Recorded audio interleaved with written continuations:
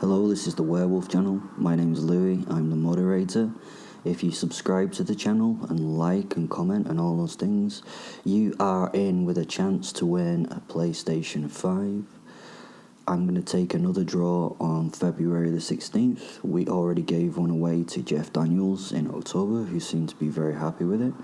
So please like and subscribe, and you could win a PlayStation 5. Now, let's carry on with stories of Will, our real werewolf.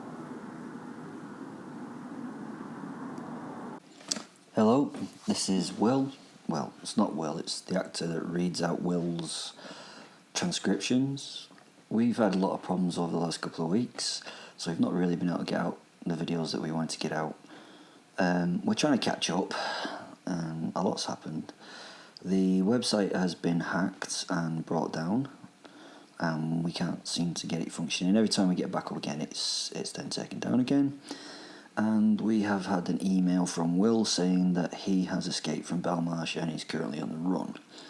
Now, we don't know how true that is, because he does tell lies quite a bit, but we assume that he's out there somewhere, so I would be nervous if I was you. We're just going to carry on with the stories. We're going to try and sort out www.werewolf.host. It just seems a bit strange that he breaks out and then suddenly his website crashes.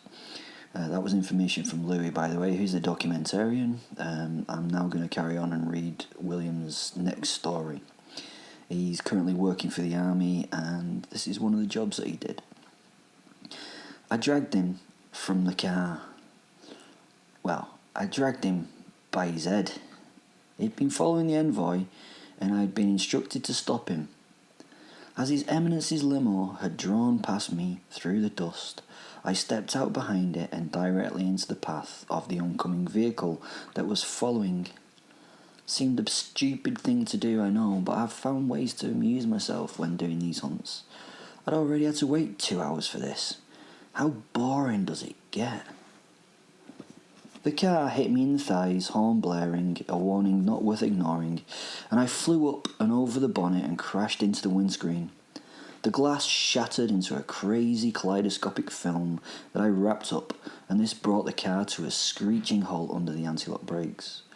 I rolled from my prone position as part of the crushed windscreen, and then I'd flown over the top of the bonnet, over the top of the car, and landed in a complicated heap on the road.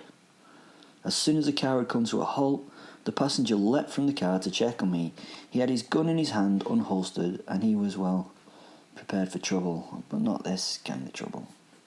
I moaned and groaned on the floor, pretending I was injured and hurt, as he grabbed the back of my jacket and dragged me around and next to the passenger side wheel so that he could take me away from any oncoming traffic.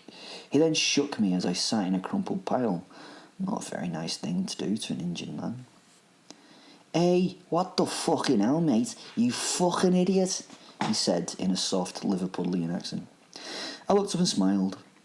"Oh no, you are the idiot, I'm afraid," and in the same instant I wolfed out on him, changing and dragging him quickly to the floor, my claws tearing through his jacket and reaching into his abdomen, lacerating his vitals as I closed my fist in there, pulverizing the offal, squeezing it between my fingers. Oh. He screamed, laying flat on his back, trying desperately to pull at my hand, trying to pull it from his body cavity. I continued my liquefaction of his innards, leaning over the bubbling man, not through mercy, because I don't really have mercy, but through time constraints. I ended him by tearing his throat out. I was then up and in full attack mode before the man in the driver's seat had time to respond. The panicking driver was trying to get the car moving. The panicking driver was trying to start the car.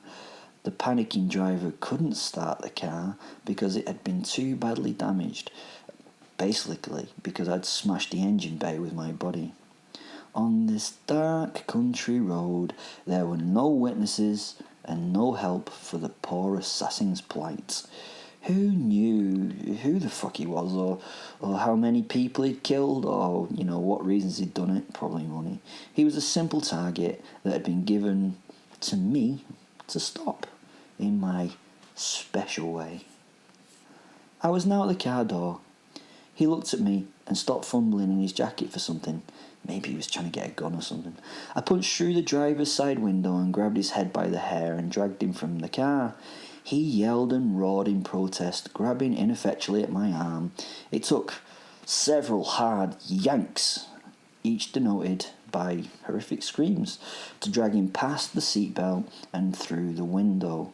He was a big guy, so the journey was, well, a little rough for him to say the least. He hit the floor next to the car, his blood pooling already on the tarmac. The clothing and the flesh of his left-hand side was ripped and shredded into pieces from, the broken glass that was remaining in the car's window. Oh, it had made a mess. He sat himself up, with his back to the car, looking at me. His blood was smearing the crisp white paintwork of the BMW. I leaned forward, met his eyes, then crushed his skull in my hand. He was dead. His brains and bit of skull were leaking between my fingers. That sort of gave the fact away that he was dead. I dropped the body and then shook the remnants of his brain box from my hand. Ugh. He was properly dead. People without heads tend to be properly dead. His passenger was still living, but bleeding out by the other side of the car, gurgling through the blood collecting in his throat. I dragged the corpses off the road and did not feed. It was one of the boss's instructions. I could never leave the evidence that it was anything but a simple killing. A fucking joke, really. Who would believe that a werewolf attacked them? Never mind a werewolf that was working for the fucking government. Then I pushed the vehicle off the road and into the bushes. The whole procedure had taken maybe a couple of minutes. I walked into cover and changed back into my human form, and then back into the new clothes from the tatters that had been torn away from my body. Still covered in blood and sweat though, so it seemed a waste putting on fresh clothing. Werewolves always have to carry spare clothes just in case of an emergency though, just in case you're to wolf out. It was just another day of work for me in the government. I would get congratulated for my work later, but this really wasn't work in my eyes. This was fucking fun, to be honest. I walked a few hundred yards up the road and got into the van that sat there. It was waiting there.